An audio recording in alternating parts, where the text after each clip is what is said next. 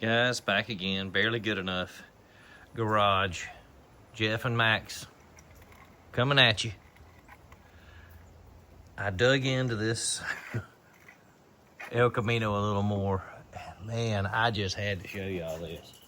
So the fella that had this, I think he liked Harleys, and he obviously liked silicone caulk. That is just about all the back glass is silicone caulk. Piece of the clip, man alive. I've had some rusty roofs. This is up there.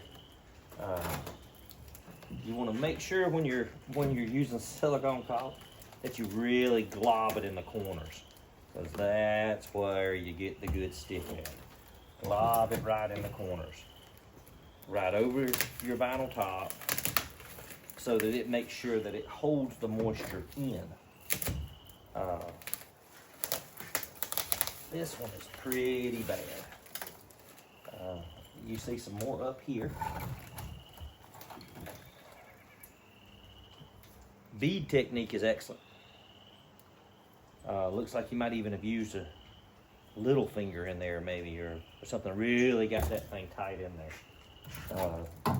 That was about all that was holding the handful of clips that were holding the back piece in. Most of it's being held in by silicone. And I am kind of being delicate around the glass. Oh, well, there's a new clip. Holy cow. I actually had one new clip in it. We're digging back down into that corner. I did have one windshield. The car wasn't rusty, but whatever they put that windshield in with, we actually had to soak it in gasoline to soften it. It was the hardest stuff. I've got a wire that you cut glass out with, and I probably broke, I don't know how many times, just trying to get through that stuff. And yet it ended up you just kind of saw it out of there. I'm really trying to make sure I stay in the silicone and not in the glass, because I'm gonna tell you, a back glass, it will shatter on you if you're not careful. Oh, look at the bead technique there, man. Tell you what, professional.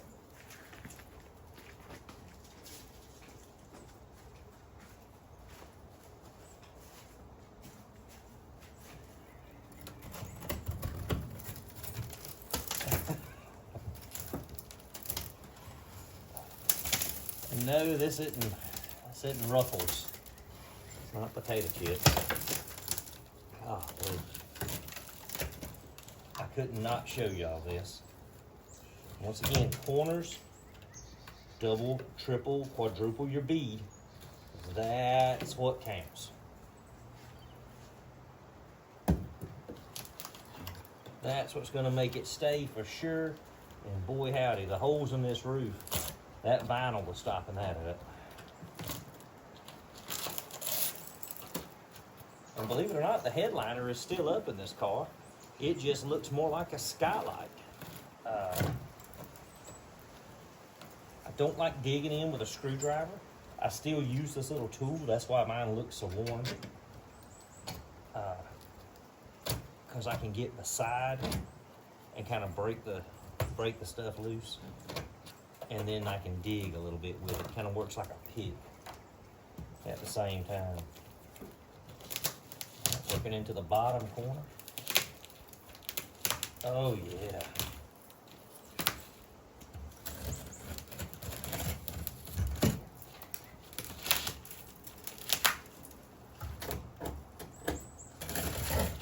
Ow. There we go. Man alive.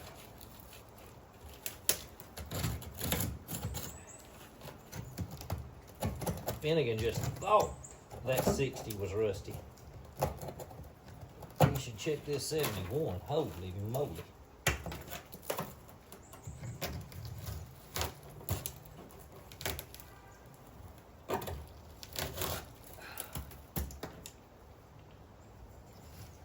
More up here. think there's too much holding it in anymore.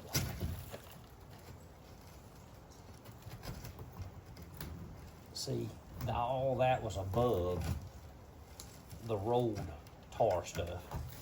Now that all that's out of the way, and I'll tell you, you want to try to kind of clean some of this up here. If you're going to be on the inside with a wire, trying to get it out,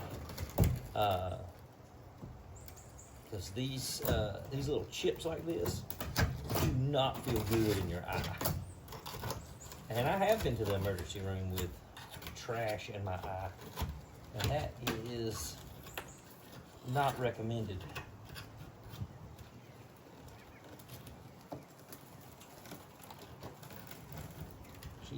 She's almost there. I got this side coming up. Yeah, you don't want to put too much pressure. Just let it kind of, you don't want to yank it, because if you yank it, you'll keep both pieces.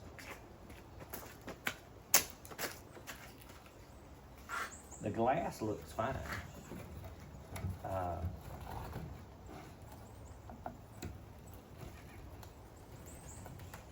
So I would like to reuse this on that other car.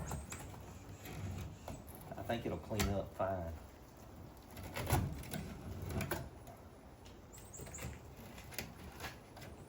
I don't think any of it got,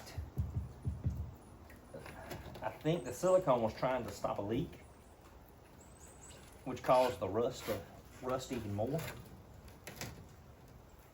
If you don't put the little blocks in here, your glass will slide down with that tar caulk. As you see, there's this much. This glass should be up about here. So the problem is they didn't put the blocks in the bottom. In the front, it'll have a little arm that kind of sticks up. You have to tighten the screw up to hold it. I've had those kind of slip. So I like, when you buy that rolled caulk, I call it just rolled caulk. I call it rolled tar sometimes.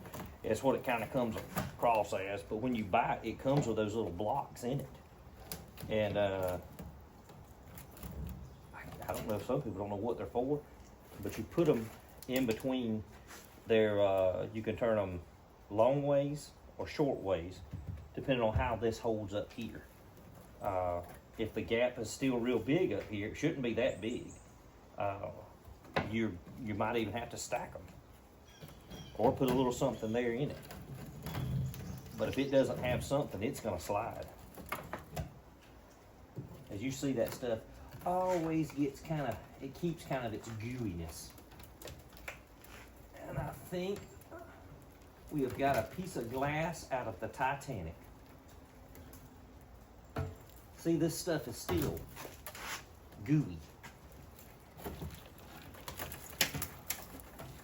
See, it rolled down off of this, but it's still here at the bottom, but you see how it's rolled up now.